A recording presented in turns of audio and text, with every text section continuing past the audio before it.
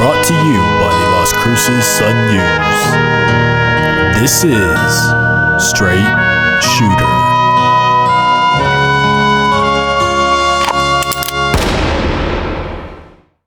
What is going on, everybody? This is Justin Martinez, aka Jay the Sports Dude, and if you are listening right now, let me just say thank you for tuning in to Straight Shooter, the podcast where I shoot from the hip and give you everything that you need to know about the New Mexico State men's basketball team. This is episode 14 of our season-long journey, so if you're a returning listener, then welcome back. I missed you, and if you're new to the program, well then welcome to the family. Where have you been all my life? Guys, we have a great one in store for you all this evening, so make sure to kick back and relax because I got you. Let's get started. I'm coming to you from a place that I like to call the saloon. So barkeep, what do we have on tap for today?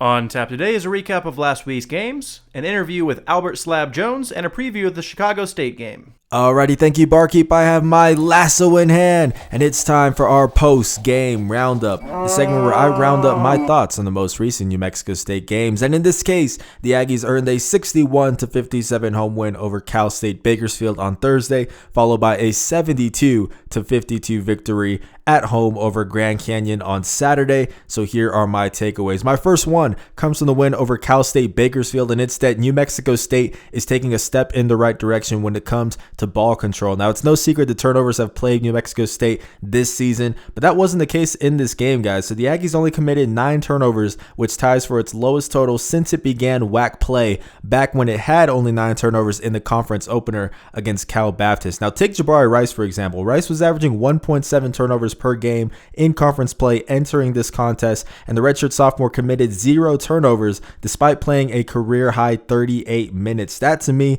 shows a lot of maturity coming out of the young guard and just great overall discipline from the Aggies. They then committed just 8 turnovers against Grand Canyon, so if this trend continues, New Mexico State is going to be in really good shape in the WAC, even with its list of injuries. But now, it is time for roundup number 2.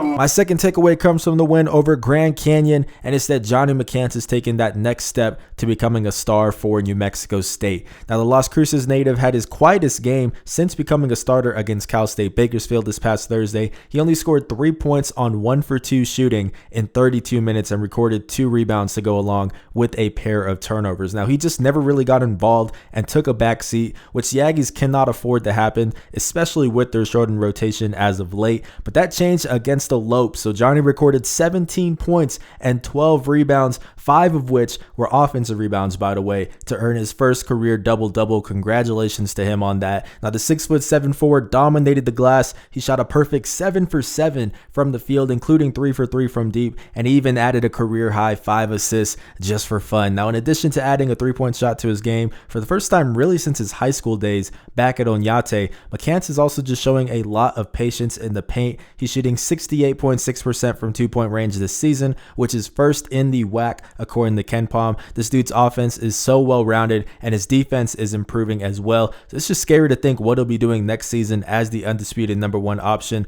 once these seniors leave, but there's no denying that he's a force to be reckoned with in this conference right now. But let's get into roundup number 3. So my third and final takeaway also comes from the win over Grand Canyon, and it's that Ivan Aracoachea is looking like the best big man in the conference right now. So Ivan got matched up with Grand Canyon's Alessandro Lever in a showdown between what is widely considered to be the 2 best bigs in the WAC. Lever is averaging 15.9 points and 7 boards per game in conference play compared to Ivan, who is averaging 15.3 points and 6.4 rebounds per game. Basically identical, but Ivan, without question, took this round on Saturday. Now, the senior recorded 14 points and 5 boards on 6 for 10 shooting, while Lever got held to just 5 points and 5 boards on 2 for 8 shooting. And get this, guys, Ivan played 13 fewer minutes in this contest. Now, does this one game definitively make him the better player? No. Is this a pointless argument to even be having? Probably. But Lever is widely believed to receive an all-WAC first-team selection this season, and the fact that there's even a legitimate case you can make that Ivan is playing better right now is just a great sign for an Aggies team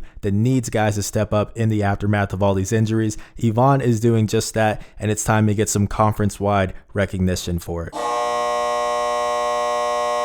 So that buzzer means that is all the time we have for segment number 1. And speaking of the best, I got to sit down with legendary Aggie basketball player Albert Slab Jones on Friday. The big man is the program's second leading scorer of all time with 1,758 career points. He's in the New Mexico State Athletics Hall of Fame, and he was a part of the 1976-1977 Aggie squad that won the Missouri Valley Conference regular season championship. Now that team got its banner raised at halftime of the Grand Canyon game, so I spoke with Slab the day before about his time playing with the Aggies and also what he thinks of this current New Mexico State team as well. Barkeep, change the channel real quick. You got it, boss. Well, like I said, I appreciate you taking time to talk to me. Okay. Yeah, so obviously the game coming up tomorrow, banner being raised. Just wondering your thoughts on just what it's going to be like to see that get hung up there in the rafters. Well, it's going to be nice for it to be hung up in the rafters, but the crowd is going to be wild for the game tomorrow. Yeah. I guess it's supposed to be a sellout. Mm-hmm. Yeah, definitely. So it's going to be crazy. Yeah. Are you able to go out to games pretty often, or? Yes. Okay. You remember last year, right? Mm-hmm. When they thought that they had the game won and Johnny hit that half-court shot? Yes, sir. I was There sitting for that right there watching it. I just barely got here about maybe 5 months ago. I moved from North Dakota, actually, but that's like the one game everybody tells me, like, oh, if you could have been there last year, that's like the one you wanted to go to. I'm sure it was crazy over there. Yeah. That's because they bring busloads of people down. Mm-hmm. Yeah. And stuff. So they fans was wild and crazy. They had to lead and stuff. Mm-hmm. And Johnny got the rebound as soon as he released it. I said, "Oh, it's good." You knew right away. And they went in, and their whole crowd just Yeah. It was sad. It was mad. They just filed out, got on their buses, and went back home. With their heads down. Well, obviously, when you talk about some of the best to play here for New Mexico State, your name comes up. I'm sure you get people walking up to you all the time just when you're around here. I'm sure it's not too easy to kind of lay low with your height. I try. Can you talk about just the continuous support you've gotten from this community even years after you're done playing here? Well, I guess once you're here and you're Aggie and stuff and you respect the people, it's like family. Mm-hmm. I see some of the people as just like, part of your family and stuff. Yeah, definitely. So it's just great seeing a lot of them. Yeah. What would you say is your favorite memory from your days playing for New Mexico State? That's hard to say. Mm-hmm. Is there anything that sticks out? I know obviously the title, but you guys also went to the tournament as well, right? Yep. See, we went to the tournament when it was only 48 teams. Right. Now it's 64, so it's a lot easier than back in the day and stuff. And they took 2 teams from the conference, Indiana State and us. So that means a whole lot more when, less and you get in. Yeah, definitely. You mentioned that you go to the games every now and then around here. Yeah, I just moved back here, I think it's been about 2 years. Okay. Were you back in Houston? That's where you're from, right? Or I've been all over. I've been to Reno, Lubbock, Okay. Gotcha. Albuquerque, and Okay. Gotcha. Yeah, I'm a San Antonio native, so when I saw a Houston, Texas person, I was like, oh, gotta talk to him.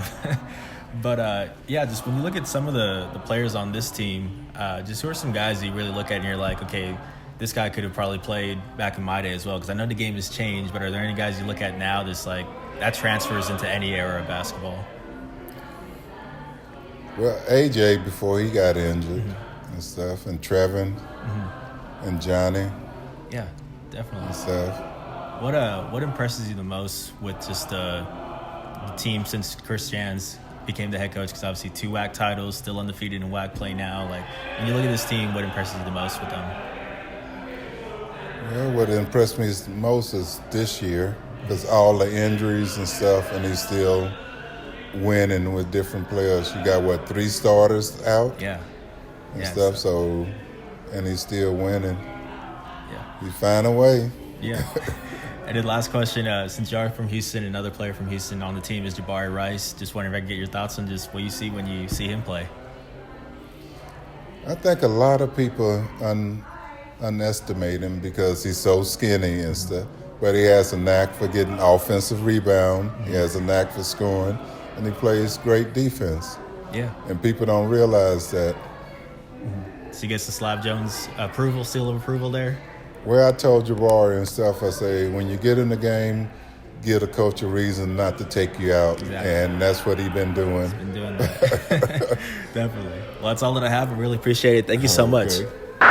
So that was Albert Slab Jones talking about his playing days with the Aggies and his thoughts on this current New Mexico State team. And no, I did not suggest nicknames for him like I normally do because I'm only 5 months into the job and into this city. And who am I to try to give Slab Jones a different name? Either way, guys, I really enjoyed getting to talk to one of the Aggie greats, and I appreciate him taking the time to sit down with me. Let me know, what is your favorite Slab Jones memory? Because I'm interested in hearing it, guys. Make sure to comment that down below on whatever platform you're listening to this on. But that is going to do it for segment number 2.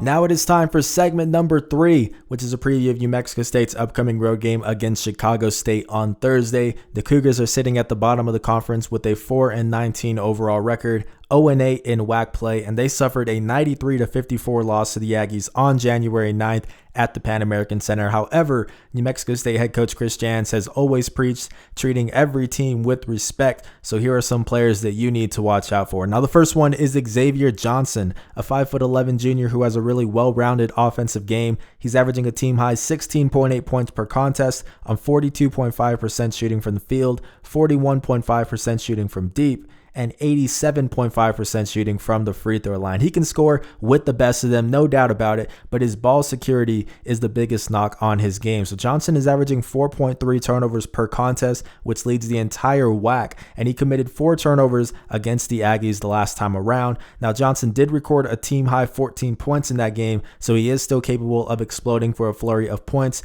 and Evan Gilliard II is going to get the assignment here. Now, this is a good matchup for the 5'10" junior who won't face any real height disadvantage as he normally does at that point guard spot, and we know the energy that he brings defensively is off the charts. It's just going to be a matter of not playing out of control and playing clean defense, because he did have 3 personal fouls in that last game. So that is my duel of the game.